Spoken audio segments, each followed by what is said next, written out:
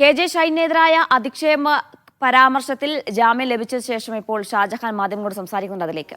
ഒരു തെറ്റും ഒരു കുറ്റവും ഞാൻ ചെയ്തിട്ടില്ല. ഞാൻ കഴിഞ്ഞ 10-25 വർഷക്കാലമായി കേരളത്തിലെ പൊതുരംഗത്ത് പ്രവർത്തിക്കുന്ന ഒരാളാണ്. 2001-2006 കാലഘട്ടത്തിൽ ഞാൻ VS അച്യുതാനന്ദന്റെ അഡീഷണൽ പ്രൈവറ്റ് സെക്രട്ടറി ആയിരുന്നു.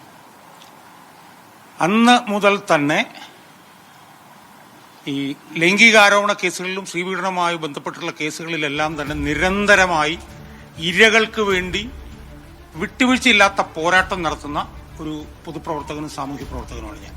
VSന്റെ കൂടെ നിൽക്കുമ്പോൾ ice cream parlour case, Vithura case, അതുപോലെ തന്നെ കിളിരൂർ കേസ്, കവിയൂർ കേസ് മുതലായിട്ടുള്ള എല്ലാ സ്ത്രീപീഡന കേസുകളിലും ഇരകൾക്ക് വേണ്ടി പോരാടിക്കൊണ്ടിരിക്കുന്ന ഒരാളാണ് ഞാൻ. ഏറ്റവും അവസാനം ഈ വേടന്റെ വിഷയത്തിൽ പോലും ഇരയ്ക്ക് അനുകൂലമായിട്ട് അർത്ഥശങ്കക്കിടയില്ലാത്ത വിധം നിലപാടെടുത്ത ഒരു പൊതുപ്രവർത്തകനും സാമൂഹ്യ പ്രവർത്തകനുമാണ് ഞാൻ. അതുകൊണ്ട് തന്നെ എനിക്കെതിരെ ഈ സ്ത്രീത്വത്തെ ആക്ഷേപിച്ചു എന്ന് പറയുന്ന ഒരു വാദം ഒരിടത്തും നിലനിൽക്കില്ല.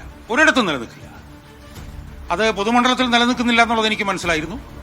പക്ഷെ ഇന്നിപ്പോൾ കോടതിയിലും അത് നിലനിന്നിട്ടില്ല.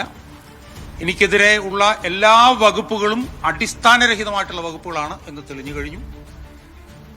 എന്നെ വലിയ തോതിൽ എന്നെ സമ്മർദ്ദത്തിലാക്കാൻ വേണ്ടിയിട്ട് ഭരണകൂടം ശ്രമിച്ചുകൊണ്ടിരിക്കുക. എന്റെ കുടുംബത്തിനെ വരെ സമ്മർദ്ദത്തിലാക്കാൻ വേണ്ടിയിട്ടുള്ള ശ്രമങ്ങൾ നടന്നു. അതൊന്നും തന്നെ നിലനിൽക്കില്ല.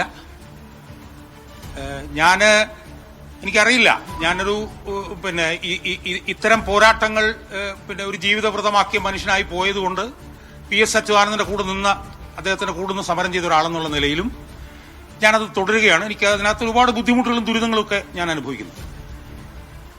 എന്നെ ഭീഷണിപ്പെടുത്തി ഒന്നും എന്നെ വീഴ്ത്താൻ കഴിയില്ല. എനിക്ക് 100-300ഓളം കോളുകളാണ് എനിക്ക് വന്നത്, ഭീഷണി കോൾ. ഞാൻ എല്ലാം ചെയ്തതെന്ന് വെച്ചാൽ വന്ന ഉടനെ തന്നെ ഞാനത് ഡിസ്കണക്ട് ചെയ്യും, ബ്ലോക്ക് ചെയ്യും. ഞാൻ ഒന്നും എനിക്കെതിരെ കേൾക്കില്ല. ഞാൻ ഒരു തെറ്റും ചെയ്തിട്ടില്ല. ഒരാളെയും ഞാൻ അധിക്ഷേപിച്ചിട്ടില്ല. ഞാൻ എന്റെ പ്രതിപക്ഷ യൂട്യൂബ് ചാനലിൽ 2000 വീഡിയോകൾ ചെയ്തിട്ടുണ്ട്. 2000 വീഡിയോ ചെയ്തിട്ടും എനിക്കെതിരെ ആദ്യമായി വരുന്ന ഒരു കേസാണ്. ആ 2000 വീഡിയോകളിൽ ഒരു 10-25% ഇവിടുത്തെ ഭരണകൂടത്തിലെ ഏറ്റവും പ്രധാനപ്പെട്ട ആൾക്കെതിരാണ് ചെയ്തത്. എനിക്കെതിരെ ഒരു കേസും വന്നിട്ടില്ല. വസ്തുനിഷ്ഠമായിട്ടുള്ള തെളിവുകളുടെയും ബോധ്യങ്ങളുടെ അടിസ്ഥാനത്തിൽ മാത്രമേ ഞാൻ ചെയ്തിട്ടുള്ളൂ. അത് തന്നെയാണ് ഞാൻ തുടർന്നിട്ടുള്ളത്. അത് തുടരും.